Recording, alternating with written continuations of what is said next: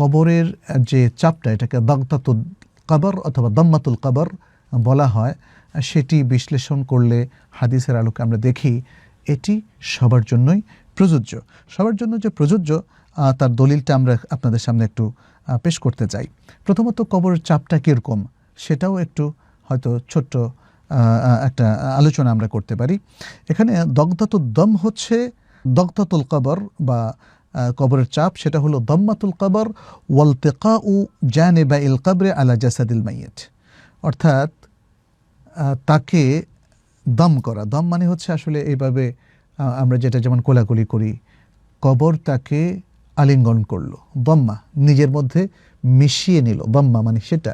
এবং তার দুই যে পাঁজর আছে এটাকে সে আসলে মানে কবরের দুই পাশ থেকে চাপ দিল। কিভাবে এটা আমরা দেখি, যেমন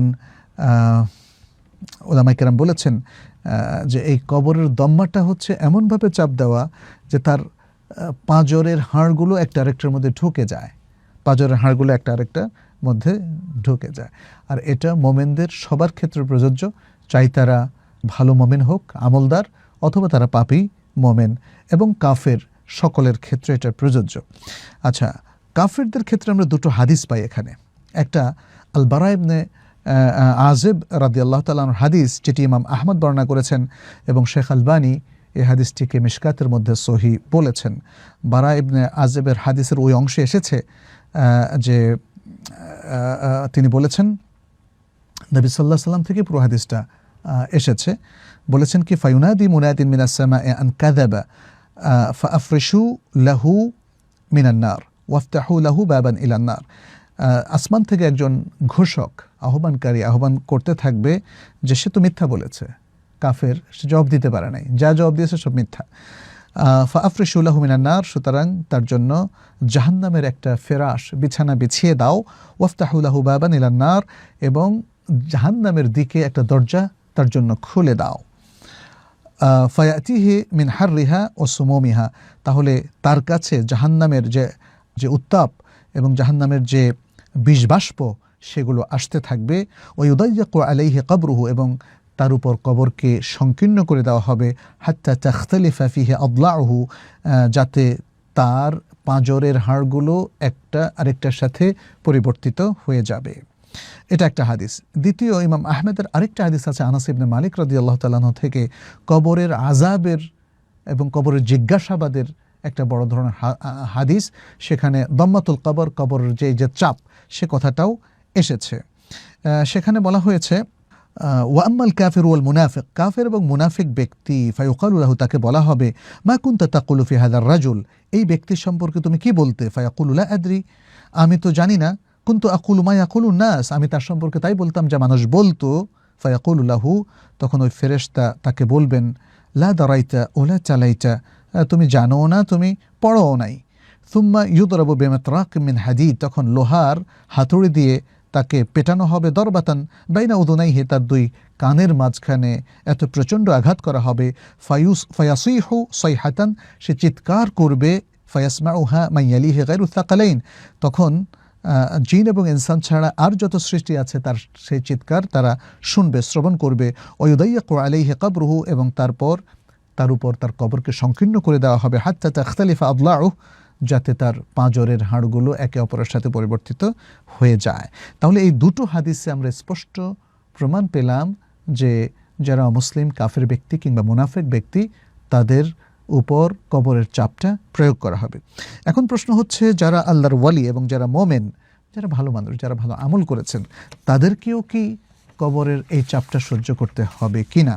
এ প্রসঙ্গে আমরা দেখি যে হাদিসের যে নুসুসগুলো আছে, ভাষ্য, সেখানে বলা হয়েছে যে কবরের এই চাপ, দগতাতুল কবর ও দাম্মাতুল কবর, এটা থেকে কোনো ব্যক্তি, কোনো মানুষ, মোমেন, মুসলিম, কাফের, কেউই রেহাই পাবে না। এমনকি আল্লাহর কোনো ওলিও কবরের এই চাপ থেকে রেহাই পাবে না। দলিল কি? একটি হাদিস আয়েশা রাদিয়াল্লাহু তাআলা আনহা থেকে বর্ণিত হয়েছে, ইমাম আহমদ এটি বর্ণনা করেছেন। নবী সাল্লাল্লাহু আলাইহি ওয়াসাল্লাম বলেছেন, ইন্না লিল কবরি দাগতাতান, কবরের একটা চাপ আছে, দগতাতান আছে। ওয়ালাউ কানা আহাদুন নাজিয়ান মিনহা নাজা মিনহা সাদ ইবনে মুআদ, যদি কবরের এই চাপ থেকে কেউ একজন নাজাত পেত, উদ্ধার পেত, পরিত্রাণ পেত, তাহলে সাদ ইবনে মুআদ রাদিয়াল্লাহু তাআলা আনহু তিনি নাজাত পেতেন, কিন্তু তাকেও এই চাপের মুখে পড়তে হয়েছিল। এই হাদিসটি ইমাম আহমদ বর্ণনা করেছেন এবং দাহাবি তার আসিয়ার গ্রন্থে বলেছেন ইসনাদুহু কাউইয়ুন, এটা অত্যন্ত শক্তিশালী ইসনাদ, এবং শেখ আলবানী এই হাদিসটিকে সিলসিলাতুল আহাদিস আস-সাহিহার মধ্যে সহিহ বলে উল্লেখ করেছেন। এবং তিনি আরও বলেছেন, শেখ আলবানী বলেছেন ওয়া জুমলাতুল কাউলি আন্নাল হাদিসা বিমাজমু'i তুরুকিহি ওয়া শাওয়াহিদিহি সহিহুন বিলা রাইব। এবং এখানে মোট কথা হলো যে এই হাদিসটি তার যত তোরক আছে, যতগুলো সনদ আছে এবং তার শাওয়াহিদ আছে, সবগুলো দিয়ে এটা সহিহ হাদিস বলে গণ্য হবে, কোনো সন্দেহ নাই।